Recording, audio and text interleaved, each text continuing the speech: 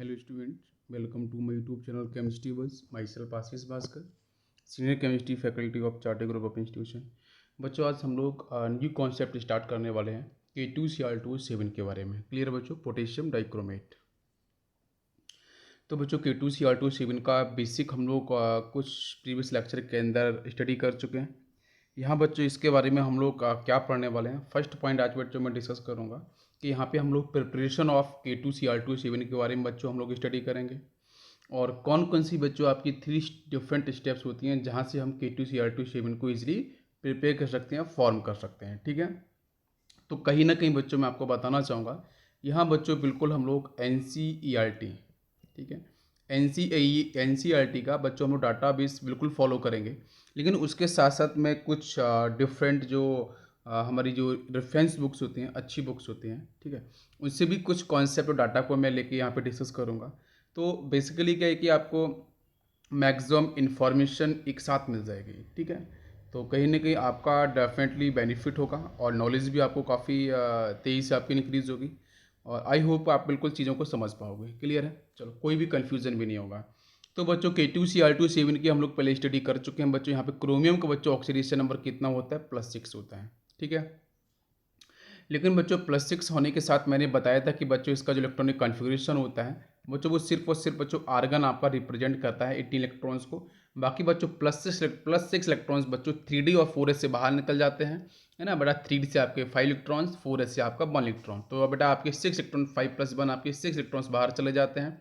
तो यहाँ बच्चों आपको सिर्फ मिलता है आर्गन। तो जैसा मैंने बताया था कि बच्चों यहाँ पे कोई भी कलर आपको नहीं मिलेगा। रीजन इज़ वेरी सिंपल कि बच्चों आर्गन आ चुका है तो बेटा नोबल गैस, इनर्ट गैस आ चुका है, तो इसका कॉन्फ़िगरेशन जो होता है वो स्टेबल कॉन्फ़िगरेशन होता है। तो इसका मतलब है कि सारे से इलेक्ट्रॉन्स आपके पेयर्ड हैं, तो यहाँ पे कोई भी कलर नहीं मिलेगा, कोई भी आपका इलेक्ट्रॉन अनपेयर्ड नहीं है, पैरामैग्नेटिक कंपाउंड बच्चों डिफाइंड नहीं होगा।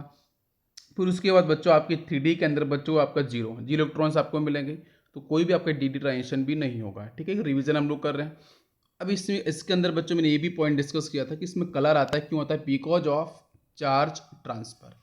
बिकॉज ऑफ चार्ज ट्रांसफर बच्चों यहाँ पे आपका कलर जनरेट होता है K2Cr2O7 का। अब मैंने आपको ये भी डिस्कस किया है कि Cr+6 के साथ बच्चों 1 इलेक्ट्रॉन, ये बच्चों इलेक्ट्रॉन किसका है, ये जो सिंगल इलेक्ट्रॉन्स बच्चों किसका था, पोटेशियम का, अगर आपको याद है। तो बेटा पोटेशियम का जो आपका इलेक्ट्रॉन था, ये इलेक्ट्रॉन बच्चों कहीं ना कहीं आपके ऑक्सीजन के थ्रू आपके क्रोमियम की तरफ शिफ्ट होता है, जिसकी वजह से बच्चों आपको पता होगा, प्रीवियस लेक्चर आप सर्च कर सकते हो, वहाँ पे बच्चों में रेजोनेंस के बारे में डिस्कस किया है पूरा। तो बच्चों +6 के साथ बच्चों जैसे आपका ये 1 इलेक्ट्रॉन ऐड होगा, ये बच्चों इलेक्ट्रॉन किसका है, पोटेशियम का है। तो यहाँ बच्चों क्रोमियम आपका क्या होगा, +5 के अंदर। बच्चों K2Cr2O7 के अंदर ये भी ध्यान रखना पड़ेगा कि बच्चों यहाँ पे क्रोमियम कितने हैं, बच्चों आपके 2 क्रोमियम एटम होंगे, तो कहीं ना कहीं बच्चों आपके 2 पोटेशियम भी हैं, और जो ऑक्सीजन से बच्चों पोटेशियम अटैच होगा स्ट्रक्चर के अंदर बच्चों, वो पोटेशियम, दोनों ही पोटेशियम अपने इलेक्ट्रॉन्स को रिलीज करेंगे because of lower ionization enthalpy value, जिसकी वजह से बच्चों ऑक्सीजन पे नेगेटिव चार्ज आएगा, वो नेगेटिव बच्चों रेजोनेंस कर जाएगा। तो एग्जैक्टली बच्चों क्रोमियम +6 में ना रह के बच्चों किसे मिलता है, +5 में। जब बच्चों क्रोमियम +5 में होगा तो डेफिनेटली बच्चों यहाँ पे कलर आपका डिफाइन होता है। तो रीजन इज वेरी सिंपल कि बच्चों चार्ज यहाँ पे ट्रांसफर हुआ है, ये आपको फील आना चाहिए। ठीक है, इसके बाद देखो नेक्स्ट पॉइंट बच्चों मैं यहाँ पे बताऊंगा, प्रिपरेशन पे आते हैं जरा। तो बच्चों प्रिपरेशन के अंदर अपन को 3 स्टेप्स फॉलो कर रही हैं। फर्स्ट स्टेप बच्चों यहाँ पे होगी conversion of chromite ore, conversion of chromite ore into Na2CrO4। अब बच्चों यहाँ पे ध्यान से देखो, क्रोमाइट ओर के बारे में पहले बताऊंगा। क्रोमाइट ओर बच्चों आपकी नेचुरल ऑकरिंग आपका ये पार्टिकुलर कंपाउंड है, ओर है ना। तो इससे बच्चों बेसिकली क्या है, नेचुरल ऑकरिंग होगी। तो अब यहाँ से बच्चों क्वेश्चन ये है कि क्रोमाइट ओर का बेसिक फार्मूला क्या होता है, केमिकल फार्मूला क्या होता है। तो क्रोमाइट ओर को बच्चों हम लोग क्रोमाइट आयरन के नाम से भी कॉल करते हैं डिफरेंट बुक के अंदर, और आयरन क्रोमाइट भी इसको बोला जाता है। तो चाहे इसे आप क्रोमाइट ओर बोलो, समझ लो बच्चों ध्यान से, चाहे इसे आप क्रोमाइट ओर बोलो, चाहे इसे आप क्रोमाइट आयरन बोलो, चाहे इसे आप आयरन क्रोमाइट बोलो, बात आपकी एक ही होगी। इसको कन्वर्ट करना किस में है बच्चों, Na2CrO4 के अंदर। Na2CrO4 का बच्चों आपका जो केमिकल नेम होता है वो होता है बच्चों सोडियम क्रोमेट। क्या होता है बच्चों, सोडियम क्रोमेट। इंपॉर्टेंट है बच्चों, Na2CrO4 मतलब बेटा सोडियम क्रोमेट में हम लोग सबसे पहले कन्वर्ट करेंगे। अब क्रोमाइट आयरन हो, चाहे आयरन क्रोमाइट हो, चाहे क्रोमाइट ओर हो, इसका बच्चों बेसिक आपका केमिकल फॉर्मूला क्या होता है। तो वो देखो बच्चों आपका FeO.Cr2O3। यहाँ बच्चों 2 डिफरेंट आपके ऑक्साइड्स हैं। फर्स्ट ऑक्साइड बच्चों आपका किसका है? आयरन का। सेकेंड बच्चों किसका है? क्रोमियम का। अब मैं आपको ये बताना चाहूँगा कि बच्चों 2 डिफरेंट कंपाउंड्स हैं यहाँ पे। एक बच्चों FeO है, एक आपका Cr2O3 है। दोनों का बेटा कहीं ना कहीं आपका कॉम्बिनेशन है। इस पूरे कॉम्बिनेशन को बच्चों हम लोग बोलते हैं क्रोमाइट आयरन, फिर आयरन क्रोमाइट, ये बच्चों क्रोमाइट और बोलते हैं। क्या मेरी बात समझ में आई? अब यहाँ से बच्चों क्या होगा, अगर आप NCERT के डाटाबेस पर जाना चाहो तो वहाँ पे आपको ये कंपाउंड इस तरीके से भी लिखा हुआ है FeCr2O4, FeCr2O4। तो बहुत से बच्चों कंफ्यूज क्या होता है कि सर किसी बुक में तो FeO.Cr2O3 लिखा है, यहाँ पे FeCr2O4 लिखा है। तो बच्चों कुछ नहीं, इसमें बेटा क्या है, ये आपका जो FeCr2O4 है बेटा एक कंडेंस फॉर्म है, ठीक है। यहाँ देखो बच्चों FeO, बच्चों एक ऑप्शन यहाँ पे आयरन के पास, 3 ऑप्शन है बेटा क्रोमियम के पास। तो बच्चों क्या होगा, 4 ऑप्शन हो जाएंगे। तो बेटा हमने कंडेंस करके लिख दिया है FeCr2O4। कोई दिक्कत है? नहीं। अब यहीं से बच्चों क्या होता है, NCERT में बताया गया कि बच्चों यहाँ से FeO का फॉर्मेशन होगा और यहाँ से बच्चों Cr2O3 का फॉर्मेशन होगा। अगर इसको हम हीट करेंगे, अब सुनना बच्चों, हाई हीट नहीं करते बेटा, हाई टेम्परेचर नहीं, लो टेम्परेचर पे। ऐसा क्यों करते हैं? क्योंकि बच्चों मिल्टिंग का प्रॉब्लम होता है। अगर हाई टेम्परेचर में लेके आ जाऊँगा तो बच्चों ये जो ओर्स हैं बच्चों, वो आसानी से यहाँ बच्चों क्रोमियम का ओर आपका मिल्ट कर जाएगा। तो मिल्ट जैसे कर जाएगा तो करने के बाद क्या होगा बच्चों, फिर इसे आप आसानी से एक्सट्रैक्ट नहीं कर सकते हो, अलग अलग नहीं कर सकते हो। ये बच्चों मेटलर्जिकल प्रोसेस का डिस्कस किया जाता है। और अभी अगर मैं बात करूं तो मेटलर्जिकल प्रोसेस के बारे में मैं बिल्कुल डिस्कस करूंगा जब मैं उस चैप्टर पे पहुंचूंगा। अब वैसे बच्चों अभी न्यू सिलेबस आया, उसके अकॉर्डिंग थोड़ा सा चेंजिंग हुआ है, तो उसको भी ध्यान रखना पड़ेगा कौन सा आपका पार्ट है कौन सा पार्ट नहीं है, ठीक है। तो देखो बच्चों ध्यान से, तो यहाँ से आपका ये जो बच्चों क्रोमाइट आयरन या क्रोमाइट और या फिर आयरन क्रोमाइट, ठीक है। तो ये बच्चों Fe और Cr2O3 के हम लोग इसमें कन्वर्जन करते हुए दिखाई देते हैं। कैसे करते हैं वो हम बात बताएंगे बच्चों स्टेप्स के अंदर। ये बात क्लियर हो गई। तो सबसे पहली स्टेप बच्चों हो गई, ये रिपीट कर लेते हैं अपन कि क्रोमाइट और को कन्वर्ट करना है बच्चों सोडियम क्रोमेट के अंदर Na2CrO4 के अंदर। सेकेंड, अब बच्चों आते हैं सेकंड स्टेप पे। सेकंड स्टेप बच्चों ये बोलती है कि जब बच्चों यहाँ पे आपका सोडियम क्रोमेट का फॉर्मेशन हो चुका है, Na2CrO4 का फॉर्मेशन जब हो चुका है, तो अब बच्चों इसको कन्वर्ट करना है किसके अंदर, सोडियम डाइक्रोमेट के अंदर। सोडियम डाइक्रोमेट के अंदर मतलब Na2Cr2O7 के अंदर अब कन्वर्ट करना है। ये कैसे करेंगे तो मैं डिस्कस करूंगा अभी सारी की सारी स्टेप। तो यहाँ बच्चों क्या है, Na2CrO4 को कन्वर्ट करना होगा आपको, मतलब सोडियम क्रोमेट को कन्वर्ट करना होगा सोडियम डाइक्रोमेट के अंदर Na2Cr2O7 के अंदर। ये आपकी सेकंड स्टेप हुई। तो देखो फर्स्ट स्टेप इजी है, क्रोमेट और को आपको सोडियम क्रोमेट में, सोडियम क्रोमेट को सोडियम डाइक्रोमेट में, और सोडियम डाइक्रोमेट को बच्चों पोटेशियम डाइक्रोमेट में। तो लास्ट स्टेप बच्चों क्या है, थर्ड स्टेप, सोडियम डाइक्रोमेट को बच्चों कन्वर्ट करना होगा थर्ड स्टेप में आपके पोटेशियम डाइक्रोमेट के अंदर। तो एक बार जरा आप रिवाइज कर लो। पहली स्टेप बच्चों क्या है, क्रोमाइट और को करना है किसमें, सोडियम क्रोमेट में, सोडियम क्रोमेट को सोडियम डाइक्रोमेट में, सोडियम डाइक्रोमेट को पोटेशियम डाइक्रोमेट में। हो गया बच्चों कन्वर्जन। ये बच्चों स्टेप्स हो गए हैं। अब बच्चों हम लोग चलते हैं इसके एक्चुअल केमिकल रिएक्शन पे। ये स्टूडेंट्स, नेक्स्ट बच्चों हम लोग बात करने वाले हैं यहाँ पे कि जिस तरीके से बच्चों यहाँ पे आपका पहले स्टेप है कि क्रोमाइट और से बच्चों कन्वर्ट करना होता है सोडियम क्रोमेट के अंदर, ठीक है। तो बच्चों यहाँ पे अब मैं दो आपको डाटाबेस पे एक साथ बात करूँगा, ठीक है, दोनों डाटाबेस पे। तो दोनों को बच्चों आपको ध्यान देना है। देखो सबसे पहला बच्चों यहाँ पे मैं स्टेप बताऊँगा कि FeCr2O4 लिखो आप, या फिर यहाँ पे आप FeO.Cr2O3 लिखो। बात तो आपकी एक ही है, दोनों में से कोई भी आप लिखो। तो बच्चों यहाँ पे हम क्या करते हैं, इन दी प्रेजेंस ऑफ एयर, बेटा जब एयर की बात करते हैं स्पेसिफाई बच्चों करते हैं ऑक्सीजन को, ठीक है। बच्चों हम लोग कम्बेशन पे फोकस कर रहे हैं, ठीक है, कम्बेशन मेटलर्जी है बच्चों, यहाँ पे कम्बेशन के बारे में हम लोग बच्चों बात करते हैं, ठीक है। तो क्रोमाइट ओर को in the presence of air oxygen gas बच्चों लो टेम्परेचर पे बच्चों हम क्यों करते हैं, क्योंकि बच्चों यहाँ पे हमारा जो मैंने जैसे बताया था बच्चों क्रोमियम, ठीक है, और बच्चों आयरन, दो डिफरेंट बच्चों दोनों कंपाउंड होते हैं। तो यहाँ बच्चों हाई टेम्परेचर बच्चों मिल्ट कर जाता है क्रोमियम, जिसकी वजह से बच्चों क्या होगा कि क्रोमियम बच्चों FeO के साथ आपका कंप्लीटली बच्चों मिक्स हो जाएगा, फिर आप इसको सेपरेट नहीं कर सकते, तो काफ़ी डिफिकल्टी हो जाती है। तो फिर क्या करते हैं, लो टेम्परेचर पे इसको बच्चों हम लोग फॉलो करते हैं। तो यहाँ से बच्चों बन जाता है आपका Cr2O3 बच्चों सेपरेट हो जाएगा। और जैसे बच्चों आप लोग पढ़ते हैं Na2CO3.10H2O, है ना, उसको अगर हम हीट करते हैं तो बच्चों वहाँ से पहले 1 वाटर मॉलिक्यूल्स गया, 9 वाटर मॉलिक्यूल्स गया, है ना। इस तरीके से कहीं ना कहीं जो आपकी बॉन्डिंग रहती है, इस डॉट का मतलब क्या है बच्चों, यहाँ पे कहीं ना कहीं बच्चों आपके यहाँ पे मेटलिक बॉन्डिंग है, ठीक है। तो उसकी वजह से बच्चों क्या है, यहाँ पे आपके FeO और Cl2O3 बच्चों दोनों के बेटा आयरन और क्रोमिक कंपाउंड बच्चों जो है वो आपके क्या है बच्चों, बॉन्डिंग में डिफाइन किए जा रहे हैं, है ना। इसलिए बच्चों ओर का फॉर्मेशन होता है। अभी बच्चों यहाँ से क्या है, लो टेम्परेचर बच्चों आपके दोनों डिसोशिएट हो जाएंगे, तो Cl2O3 और यहाँ बच्चों एक्चुअली में FeO पहले बनता है, FeO in the presence of oxygen बेटा फर्दर बच्चों कन्वर्ट होता है Fe2O3 के अंदर। क्या मेरी बात समझे बच्चों, FeO ही बच्चों in the presence of combustion of further oxygen, तो बच्चों इसका ऑक्सीडेशन होकर बच्चों चेंज हो जाएगा आपका Fe2O3 के अंदर। ये क्लियर पॉइंट है, ओके।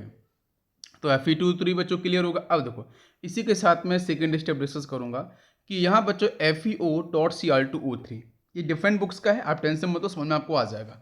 यहाँ देखो बच्चों हम क्या करते हैं, ये मैं एक अगली स्टेप बता रहा हूँ, थोड़ा सा मैं एक नेक्स्ट स्टेप पे चला गया हूँ, समझने के लिए थोड़ा ध्यान से कि बच्चों यहाँ पे हम क्या करते हैं, एल्कलाइन मीडियम को फॉलो करते हैं। एल्कलाइन मीडियम को फॉलो करने के साथ साथ ऐसा तो होता नहीं है बच्चों कि एक ही प्रोसेस से कोई भी एक्शन कंप्लीट हो, हाँ डिफरेंट प्रोसेस हो सकते हैं, वहाँ पे डिफरेंट हम रिएजेंट को यूज करा सकते हैं, रिएक्शन रेट को बढ़ा सकते हैं LC प्रिंसिपल के अकॉर्डिंग, है ना, ली चेटेरियर प्रिंसिपल के अकॉर्डिंग, ठीक है। तो देखो बच्चों यहाँ पे आपका एल्कलाइन मीडियम होना चाहिए जनरली, मतलब बहुत हायर अल्कलाइन नहीं होना चाहिए, लिटिल बिट होना चाहिए, जिससे आपका रेट थोड़ा सा इंक्रीज करेगा।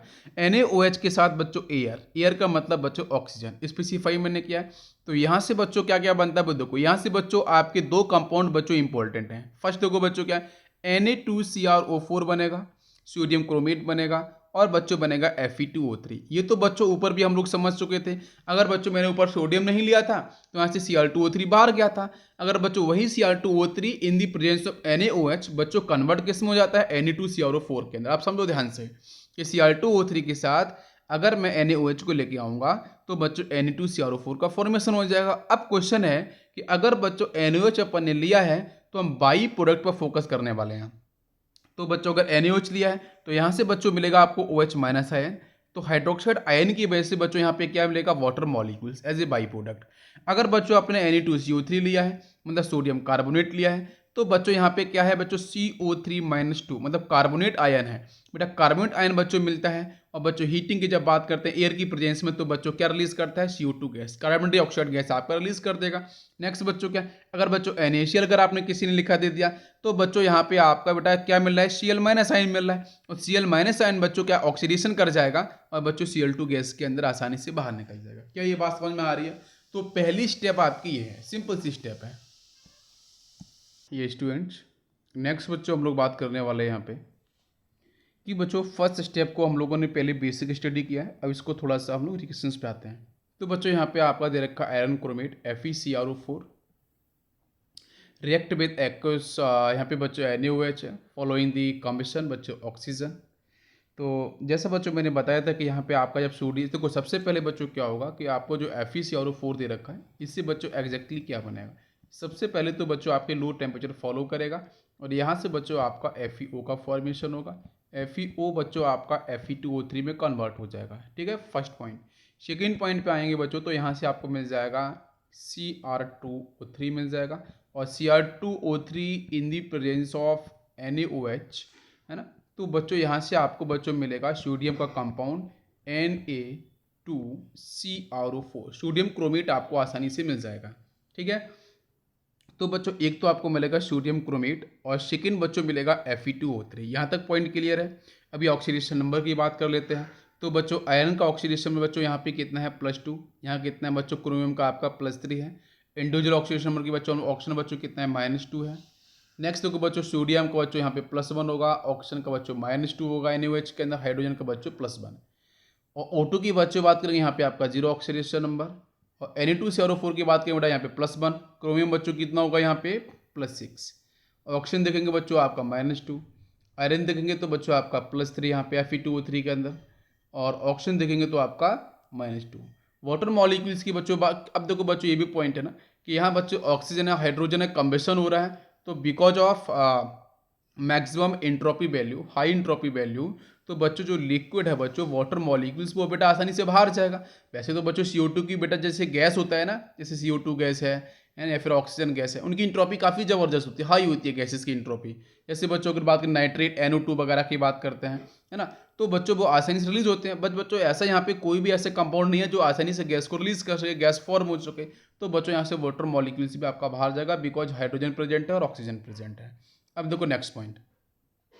तो बच्चों यहाँ पे आयरन का ऑक्सीडेशन नंबर कितना आ रहा है, FeCrO4 के अंदर +2 है। तो +2 से देखो बच्चों Fe2O3 फॉर्म हो रहा है, मतलब +3। तो +2 से +3 का मतलब बच्चों ऑक्सीडेशन हो रहा है ना। NaOH, बेटा पहली स्टेप की बात करते हैं। NaOH के अंदर देखो बच्चों सोडियम यहाँ पे कोई मॉडिफिकेशन नहीं है, बट कीप इन माइंड कि बच्चों आपका जो क्रोमियम है FeCr24 के अंदर +3 है। +3 से देखो बच्चों तो आपको क्रोमियम बच्चों Na2CR4 के अंदर +6 दिख रहा है। डेफिनेटली बच्चों यहाँ भी क्या हो रहा है, ऑक्सीडेशन हो रहा है। तो बेटा आयरन की बात करें, क्रोमियम की बात करें, दोनों का बच्चों का ऑक्सीडेशन हो रहा है। बट कीप इन माइंड कि बच्चों जो आपका ऑक्सीजन लिया था आपने बच्चों वो 0 आपके ऑक्सीडेशन स्टेट में था, तो बच्चों H2 वहाँ से बना है, तो कहीं ना कहीं बच्चों यहाँ से आपका -2 में चेंज हुआ है। तो ये हुआ है बच्चों आपका रिडक्शन। क्या बात समझ में आपको आ गई है, किसका ऑक्सीडेशन किसका रिडक्शन सब कुछ क्लियर हो चुका है। अब बच्चों एक पॉइंट मैं और बताना चाहूँगा कि बच्चों सोडियम क्रोमेट का बच्चों जो कलर होता है it is yellow colour. Clear है बच्चों, सोडियम क्रोमेट जो बच्चों होगा आपको मिलेगा येलो कलर। बात समझ में आ रही है, क्लियर। ये फर्स्ट स्टेप बच्चों पूरी तरीके से फिनिश हो। अब चलते हैं बच्चों हम लोग सेकंड स्टेप पे। ओके, नेक्स्ट बच्चों हम लोग बात करने वाले हैं सोडियम क्रोमेट। जब बच्चों फर्स्ट स्टेप से आपको मिल चुका है ना, it is a yellow colour crystals. तो बच्चों Na2CrO4 in the presence of dilute H2SO4, मतलब बच्चों यहाँ पे आपको एसिडिक मीडियम की रिक्वायरमेंट है, ठीक है। तो इन दी एसिडिक मीडियम बच्चों Na2CrO4, याद रखना बच्चों फर्स्ट स्टेप के अंदर बेसिक मीडियम बच्चों एल्काइल मीडियम फॉलो होता है। इन सेकेंड स्टेप बच्चों आपका क्या फॉलो होगा, आपका एसिडिक मीडियम फॉलो होगा बच्चों डाइल्यूट।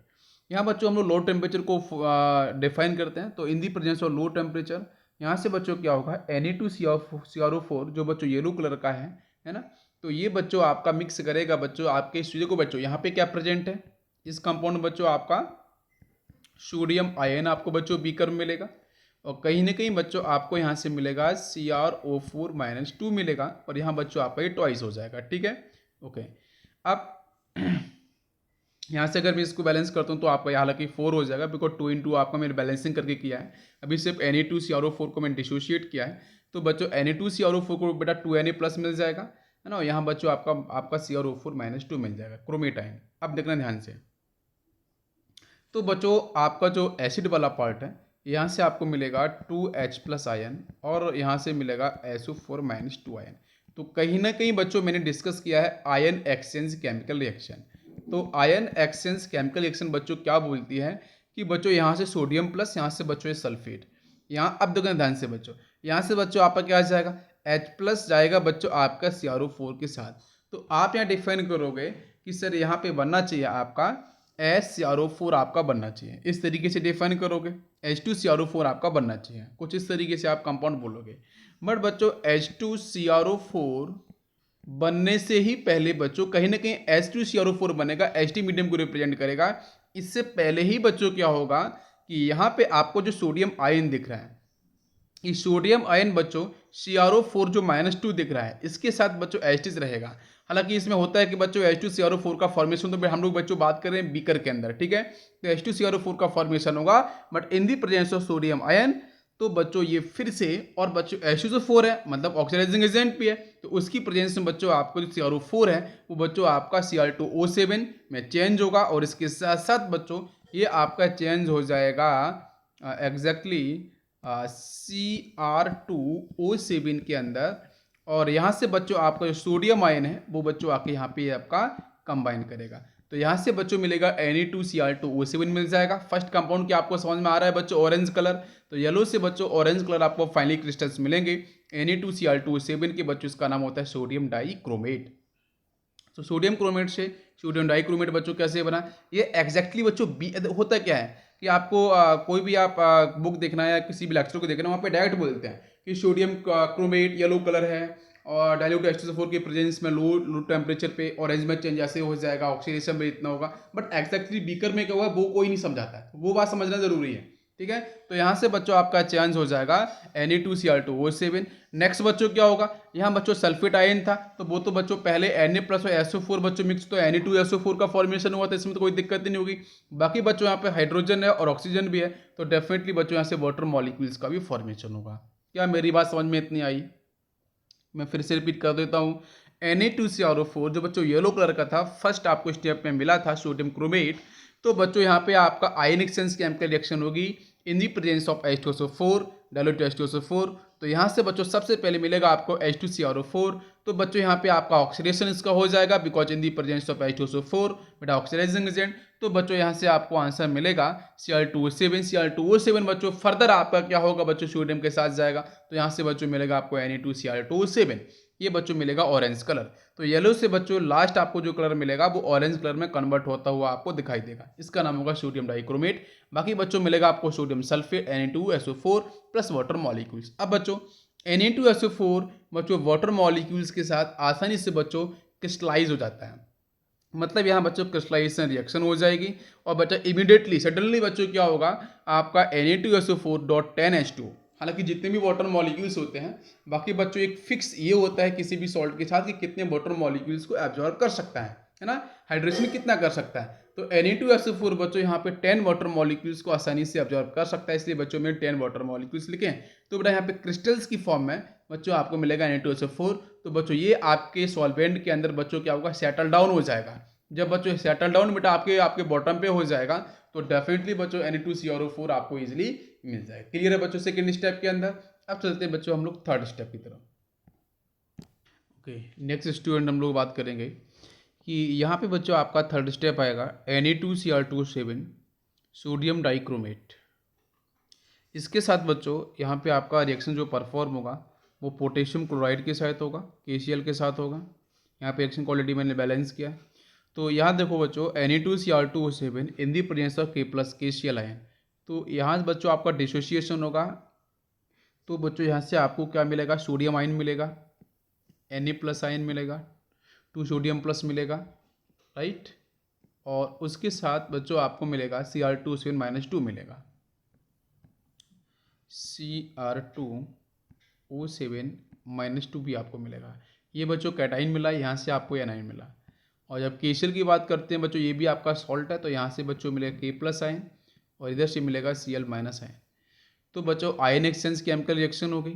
तो आयन एक्सचेंज केमिकल रिएक्शन के अंदर जो बच्चों स्टार्टिंग मैंने इनऑर्गेनिक मैकेनिज्म के डिस्कस किया था, तो बच्चों यहाँ से सोडियम प्लस बच्चों जाएगा Cl के साथ तो NaCl बना लेगा, और यहाँ से बच्चों K+ आयन जाएगा Cr2O7-2 के साथ, तो बच्चों K2Cr2O7। बेटा चार्ज बैलेंस होना बहुत जरूरी है, ठीक है, सॉल्ट के अंदर। तो K2Cr2O7 बनेगा और बाकी बच्चों मिलेगा 2 मोल्स ऑफ NaCl। K2Cr2O7 बच्चों आपका फॉर्म हो गया है। इसका मतलब जो बच्चों ऑरेंज कलर एक्चुअली में होगा आपका Na2Cr2O7 का, ये कन्वर्ट होने लगेगा बच्चों रेड ऑरेंज के अंदर। जैसे रेड ऑरेंज में कन्वर्ट होगा तो आपको पता चलने लगेगा कि बच्चों यहाँ पे आपका जो पोटेशियम डाइक्रोमेट है उसका फॉर्मेशन होने लगा। तो ये बच्चों आपकी बेसिक 3 स्टेप से तीनों स्टेप आपको समझ में आ गई होंगी, ईजी है, इसके बारे में बहुत कुछ आप लिख सकते हो। अब चलते हैं बच्चों हम लोग नेक्स्ट पॉइंट पे, जो जेई और नीट के लिए बच्चों बहुत इंपॉर्टेंट है, चाहे जेई का एग्जाम हो बच्चों, चाहे आपका नीट का एग्जाम हो, ठीक है, दोनों के लिए बच्चों ये जो हम पढ़ने वाले अभी एनआईएन है ये बहुत ही इंपॉर्टेंट है। तो लिखा है बच्चों, हेडिंग हमारा है स्ट्रक्चर ऑफ क्रोमेट आयन। तो क्रोमेट आयन के बारे में बच्चों हम लोग जानना चाह रहे हैं। तो बच्चों ये होता है Cr(O4-2). तो जैसे बच्चों ये आपका है Na2Cr(O4), यहाँ बच्चों इसका एक्वस मीडियम बच्चों आपका यहाँ पे हाइड्रोलिसिस होगा, आयोनाइजेशन होगा, तो बच्चों यहाँ से मिलेगा Na+। क्लियर है बच्चों, 2 सोडियम प्लस आपको मिल जाएंगे, चार्ज बेटा बैलेंस होना चाहिए, +2 हो जाएगा। और ऊपर देखो बच्चों क्रोमेट आयन आपको मिलेगा Cr(O4-2). तो Cr(O4-2) को बच्चों हम लोग बोलते हैं क्रोमेट आयन। तो इसका जो बच्चों स्ट्रक्चर वो ध्यान से देखो बच्चों, क्रोमिक की बच्चों बात करते हैं तो बड़ा 6 इलेक्ट्रॉन्स, 1 2 3 4 5 एंड 6 इलेक्ट्रॉन्स दिख रहे हैं बच्चों। अब यहाँ पे आपका जहाँ बेटा जो -2 आ रहा है, ये -2 बच्चों एक्चुअली में समझो कहाँ से आ रहा है। ये -2 बच्चों वहाँ से आया कि जब बच्चों आपके 2 सोडियम बच्चों रिलीज हुए हैं Na+ की फॉर्म में, तो सोडियम ने बच्चों इलेक्ट्रॉन्स को रिलीज किया है। अब रिलीज किया है तो बच्चों जो सोडियम जिस ऑक्सीजन एटम से अटैच था उसी ऑक्सीजन एटम पे तो नेगेटिव चार्ज आएगा। क्या मेरी बात समझ में आ रही है बच्चों? क्लियर है? तो इसलिए बच्चों ये -2 जो दिख रही है क्रोमियम पे नहीं है। बहुत से बच्चे सोचते हैं कि सर सेंट्रल एलिमेंट पे -2 जा रहा है, ऐसा कुछ, उसका तो बच्चों अपना इंडिविजुअल चार्ज है, वो सारे के सारे 4 ऑक्सीजन एटम की वजह से, ठीक है। अब यहाँ बच्चों इसका जो बेसिक स्ट्रक्चर मैंने बनाया है Na2Cr(O4) का, आप देख सकते हो बच्चों, आपके देखो यहाँ पे 2 ऑक्सीजन तो बच्चों डबल बॉन्ड O से अटैच हो जाएंगे, बाकी बच्चों 2 ऑक्सीजन आपके ONA एंड ONA इस तरीके से बच्चों अटैच हो जाएंगे। अब बच्चों सोडियम के पास बच्चों +1 क्यों आया बच्चों, सोडियम के पास बेटा पॉजिटिव चार्ज क्यों आया, इसने इलेक्ट्रॉन्स को क्यों रिलीज किया, because of lower ionisation enthalpy of potential value. आप पीरियोडिक टेबल को देख सकते हो, मैंने डिस्कस किया है, ठीक है। तो बच्चों यहाँ से सोडियम +1 चार्ज, बेटा ऑक्सीजन पे -1, इधर बच्चों सोडियम +1, इधर ऑक्सीजन पे -1। तो ये जो बच्चों -1 है ये आपको दिख रहा होगा प्रॉपर कि अब बच्चों रेजोनेंस करेगा।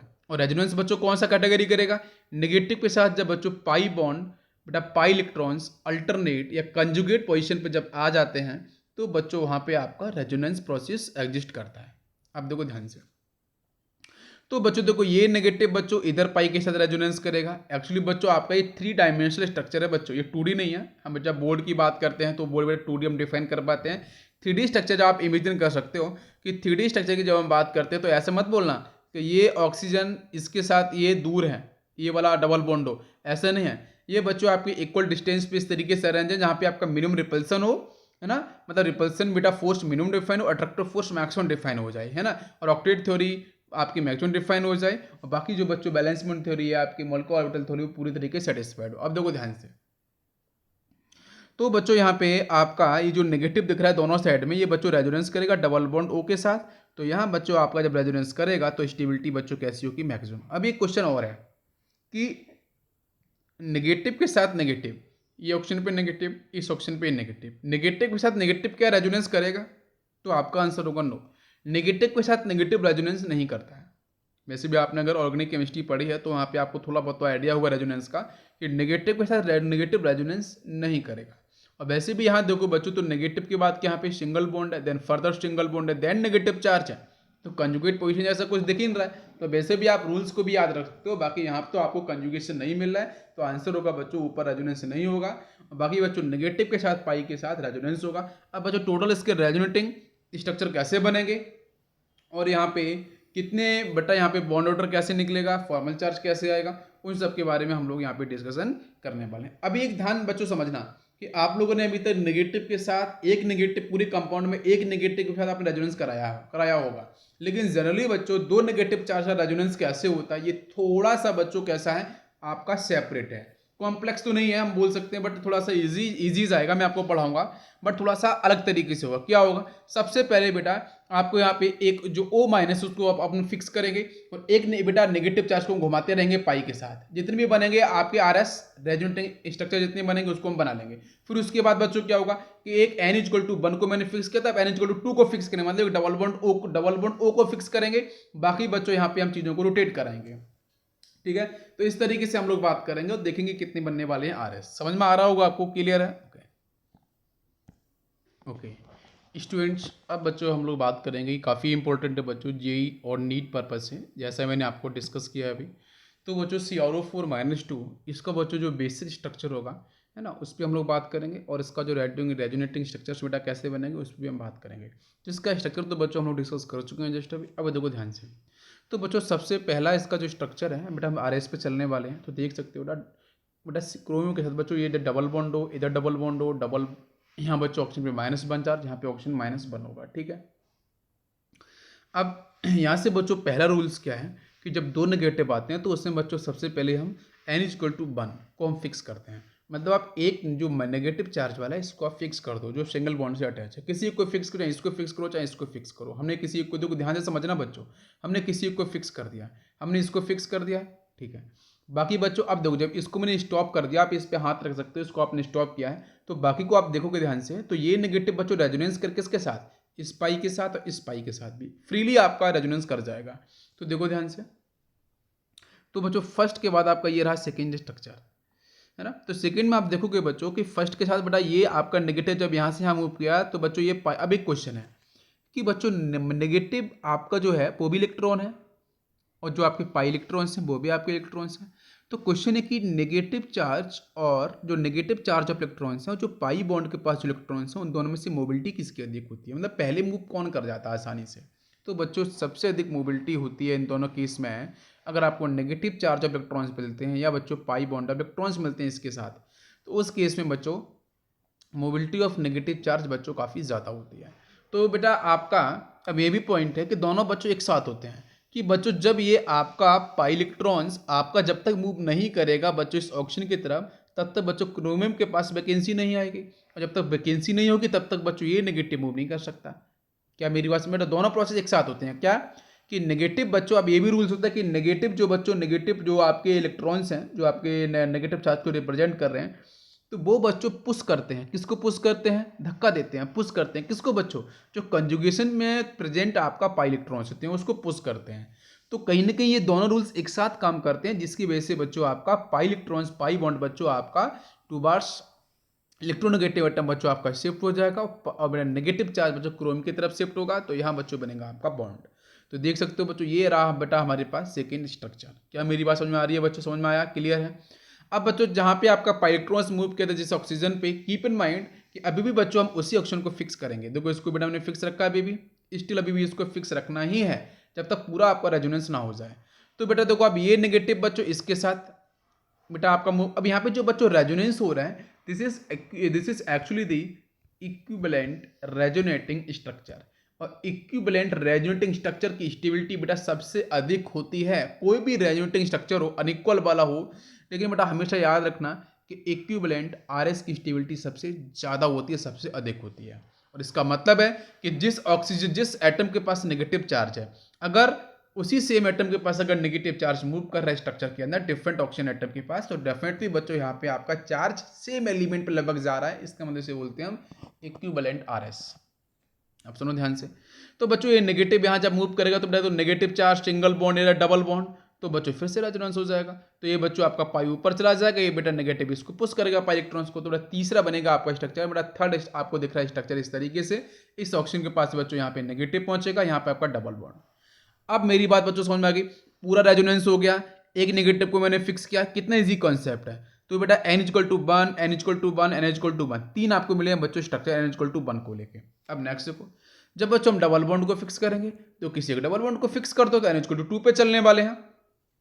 तो बच्चों हम लोग n=2 पे जैसे ही मूव करेंगे, तो बच्चों एक पाई बॉन्ड को, हम डबल बॉन्ड को O को फिक्स कर देंगे। तो देखो बच्चों मैंने इसको फिक्स कर दिया, जैसे फिक्स किया बाकी का रेजोनेंस, पूरा रेजोनेंस करा दो बच्चों, जितना पॉसिबल है कराओ रेजोनेंस। तो बच्चों इस नेगेटिव के साथ क्या होगा बच्चों, ये ऑक्सीजन बेटा रेजोनेंस में करेगा, नेगेटिव के साथ देखो सिंगल बॉन्ड या डबल बॉन्ड है। तो बच्चों यहाँ से आपका ये बेटा आपका देख सकते हो बेटा फोर्थ जो आपको मिल रहा है स्ट्रक्चर, उसको ध्यान से देखना, वो वाला सीन आपका कैसा है।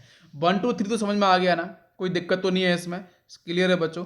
अब इसमें से जो बच्चों हमारा था फर्स्ट स्ट्रक्चर, उसको मैंने वैसे यहाँ पे लिख लिया, डबल बॉन्ड को फिक्स कर दिया। तो अब इस नेगेटिव को बच्चों मैं यहाँ से इधर मूव कराऊंगा, तो पाई इधर से इधर मूव करेगा, तो बच्चों मिलेगा आपको ये फोर्थ से बच्चों आपको मिलेगा फिफ्थ स्ट्रक्चर। पहले ध्यान से देख लो, क्या ये आपको बात समझ में आ रही है। तो जो बेटा आपका यहाँ पे थर्ड, जो आपका थर्ड स्ट्रक्चर है, उससे फोर्थ किस तरीके से बना है, तो थर्ड से फोर्थ समझ में आया मैंने कैसे चेंज किया n=2 पे ले जाने के लिए। अब n=2 पे बच्चों आपका फोर्थ से फिफ्थ कैसे मिला, ये भी समझ में आ गया। अब बच्चों ऊपर वाला जो नेगेटिव था, अब वो भी तो रेजोनेंस बच्चों करेगा ना इस पाई के साथ, तो बेटा उसको आप रेजोनेंस करा दो। तो ये नेगेटिव बच्चों यहाँ पे पाई मिलेगा, तो यहाँ पे रेजोनेंस कर जाएगा। क्या मेरी बात तो समझ में आ रही है। तो यहाँ तक बच्चों आपको ये मिलेगा फाइनल स्ट्रक्चर आपको। तो बेटा कहीं ना कहीं आपका टोटल रेजोनेंस यहाँ पे हो चुका है। तो पहले आप याद रखो n=1 को फिक्स करना है, नेक्स्ट n=2 को लेके फिक्स करना है डबल बॉन्ड को, और बाकी का आपको आंसर मिलता जाएगा। इजी है बच्चों। तो टोटल बच्चों यहाँ पे आपके जो हम बात कर रहे हैं टोटल बॉन्ड्स की, वो कौन कौन से बच्चों यहाँ पे कितनी वैल्यूज होगी, तो बेटा n=1 + 1 + 1, तीन बेटा आपको जो स्ट्रक्चर है वो n=1 1 1 के हैं, और 3 बटा स्ट्रक्चर आपके n=2 2 एंड 2 के हैं। तो सबको ऐड करेंगे तो यहाँ से टोटल बॉन्ड आपको मिलेंगे 9।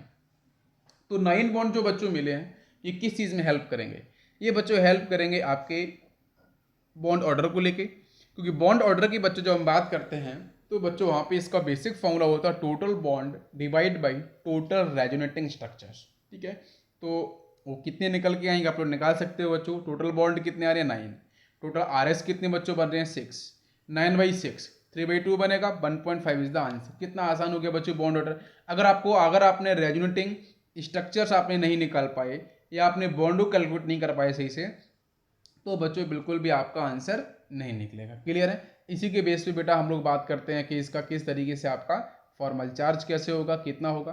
ओके, तो बच्चों नेक्स्ट लेक्चर में हम लोग बात करेंगे इससे कुछ और बेसिक मैकेनिज्म पे, कुछ बेसिक फिजिकल प्रॉपर्टीज़ पे, कुछ केमिकल प्रॉपर्टीज़ पे। आज इसको हम इतनी रखते हैं। Thank you, thanks for watching.